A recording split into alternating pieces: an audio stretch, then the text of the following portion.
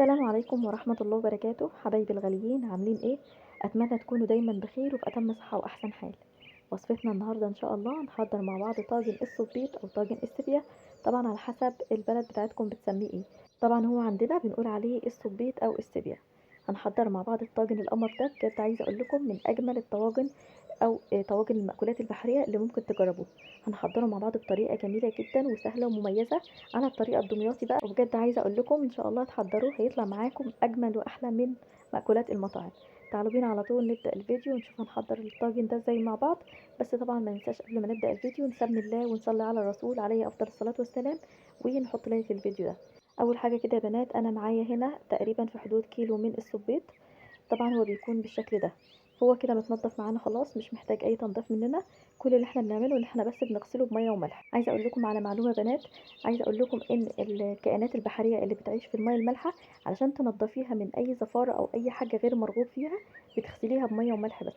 يعني هنجيب ميه ونحط فيها كده معلقتين ملح مع الكائنات البحريه دي، وهنبدا ان احنا نلفها بشكل دائري كده زي الدوامه بالظبط. عايزه اقول لك بجد بتنضف من اي حاجه غير مرغوب فيها، اي رمل اي ريحه مش كويسه فيها بتنضف بالطريقه دي. بخلاف طبعا الكائنات البحريه اللي بتعيش في الميه العذبه، دي طبعا لازم تتغسل بميه عاديه خالص، ما ينفعش ان هي تتغسل بميه مالحه، لان الميه المالحه هتهرق اللحم بتاعها. اما الكائنات البحريه اللي بتعيش في الميه المالحه، فدي سبحان الله العظيم هي بتتغسل بميه وملح. بعد ما بنغسلها بميه وملح بنشطفها بشويه ميه من الحنفيه عادي، وبعد كده بتكون جاهزه معانا. بعد ما غسلتها يا بنات زي ما احنا شايفين كده، هبتدي اخد بقى السبيت بتاعي وهبدا ان انا اقطعه كده لشرايح طوليه بالشكل ده. طبعا لو حجمها كبير معاكي هتبداي كده تقسميها لجزئين، اما لو حجمها صغير هنبدا كده ان احنا نقطعها كده شرايح طوليه بالظبط زي ما نكون هنقليها كده. السبيت بتاعنا بيكون فيه كده ليه الرجول بتاعته. طبعا الجزء الابيض الكبير ده بيكون الراس، اما الجزء اللي تحت ده بيكون الرجول. بين الرجول كده بيكون في كده قطعه كده في نص الرجول، بتكون فيها كده زي صدف او بيكون فيها قشور كده. دي طبعا لازم بنشيلها وبنتخلص منها. ده طبعا كده خلاص كميه السبيت بتاعتي كلها بعد ما قطعتها. شطفتها بشويه ميه وصفيتها كمان. وتعالوا على طول نبدا بقى في تحضير الوصفه بتاعتنا. جبت كده طاسه على النار وبدون اي ماده دهنيه هنبتدي ننزل بكميه السبيت اللي معانا كلها. مش هضيف اي حاجه مع السبيط ده غير رشه ملح صغيره ونص معلقه من الملح وربع معلقه من الفلفل الاسود، وبس كده. المرحله دي هنبدا نقلب بقى السبيط كده على النار، طبعا بدون اي اضافه زيت خالص وبدون اي اضافه اي توابل تانية خلاص. هو شويه ملح وشويه فلفل اسود وخلاص. هنبتدي نقلبهم كده لحد طبعا ما السبيط بتاعنا ينزل كل السوائل اللي فيه. احنا عايزين نتخلص من الميه او السوائل اللي موجوده في جسمه، فهتبدا كده تنزل الميه كلها بالشكل ده. وطبعا بيكون طبعا بيسرع من عمليه التسويه بتاعته، يعني الخطوه دي بتسرع من عمليه التسويه بتاعه السبيط. لو احنا ملاحظين بقى بيبدأ ينزل ميه زي ما احنا شايفين كده، بينزل كل السوائل اللي فيه، وده طبعا اللي احنا عايزينه. بعد 10 دقايق، طبعا الخطوة دي ممكن تاخد معانا 10 دقايق كده على البوتاجاز من فوق. بنبدأ على طول بقى يا بنات. بعد المرحلة دي هاخد بقى السبيط بتاعي، هصفي المية بتاعته واديله شطفة برده سريعة كده، وخلاص هو كده اول خطوة معايا كانت جاهزة. خلاص كده بقى رفعته من على النار، هبتدي ان انا اصفيه، وهسيب بقى الطبق بتاعي كده على جنب على ما اجهز باقي المكونات بتاعتي. معايا كده طبعا فلفل اخضر، معايا فلفل رومي الوان احمر واصفر، معايا كمان كده تقريبا في حدود 4 بصلات حجمهم صغير، 4 حبات من الطماطم. وهنبتدي بقى ان احنا نقطع الخضار بتاعنا ده كله. هنقطع الخضار لمكعبات صغيره او شرايح طوليه او زي ما تحبوا.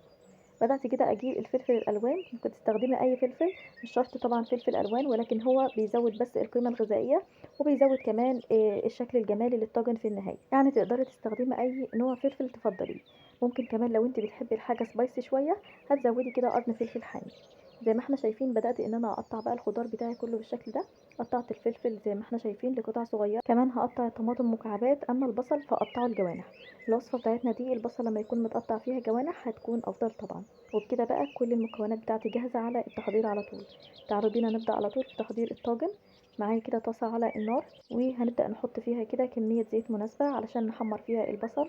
اول حاجة بضيف الزيت وبسيبه ان هو يسخن شوية. بعد كده هبتدي اضيف نص معلقة كبيرة من الثوم المهروس، او طبعا 3 فصوص كبار من الثوم. هبتدي ان انا اقلب الثوم كده مع الزيت الاول.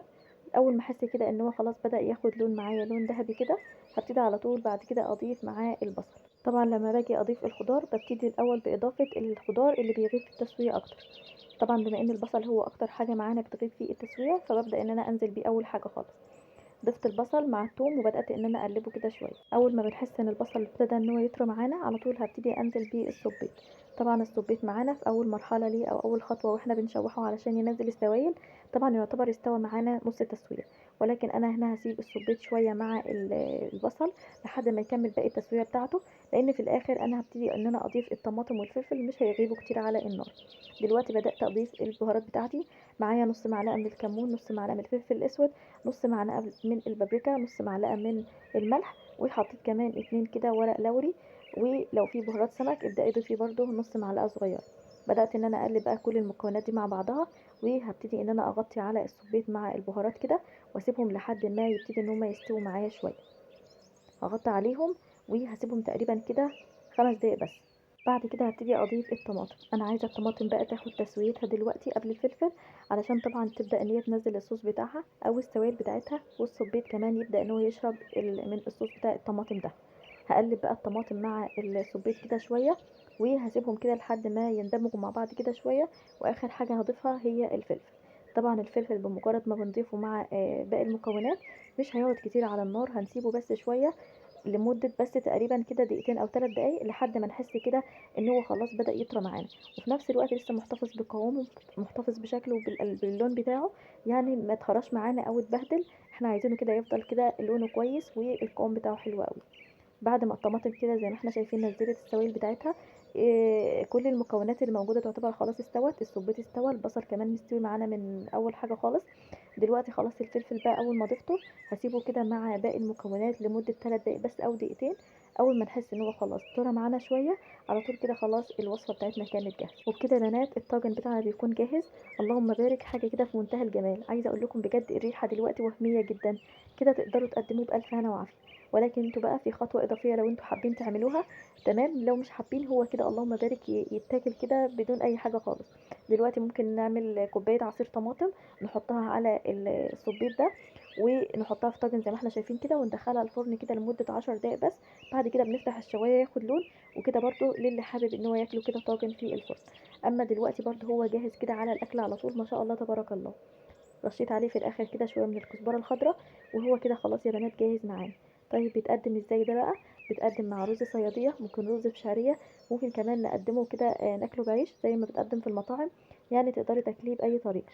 ما شاء الله تبارك الله. عايزه اقول لكم بقى يا بنات طاجن زي ده لو هتطلبيه في مطعم طبعا هيتكلف مبلغ وقدره، ولكن احنا عملناه في البيت دلوقتي بكل سهوله وما كلفناش حاجه خالص. بالعكس انت ضمنتي ان هو نضيف، حاجه معموله في البيت بايدك وتحت اشرافك طبعا. وبس كده. قدموا بألف هنا وعافية، وربنا يحسن ما بين ايديكم وتسلم ايديكم وعينكم مقدما، وألف هنا وعافية للي يجربه. ما شاء الله اللهم بارك، بجد كده حاجة كده في منتهى الجمال. جربوه ربنا يحسن ما بين ايديكم. وبكده يا بنات الفيديو بتاعنا بيكون خلص. طبعا بتمنى يكون عجبكم وتكونوا استفدتوا من الطريقة. لو انتي وصلت معايا لحد هنا بقى في الفيديو ولسه اول مرة بتشوفيني، طبعا نورتيني وشرفتيني واسعدني مرورك الجميل. ما تنسيش تحط لايك للفيديو ده فضلا منك وليس امرا، وتشتركي معايا في القناة لو لسه مش مشتركة، وطبعا تحطي لايك للفيديو ده لو عجبك. وبشكر الجميلة اللي كملت معايا الفيديو للنهاية. وان شاء الله يا بنات نتقابل على خير في فيديوهات تانية كتير. اسيبكم في حفظ الله ورعايته، والسلام عليكم ورحمة الله وبركاته.